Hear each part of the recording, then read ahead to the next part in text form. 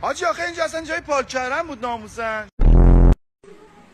میسم دست بالا. میسم این چیه نگاه میکنی؟ میسم میکشمت به خدا. من تو اداره جات میبینید برای کارهای اداری، تو رو تو خونه مردم میبینم برای اداره کارهای تجاری.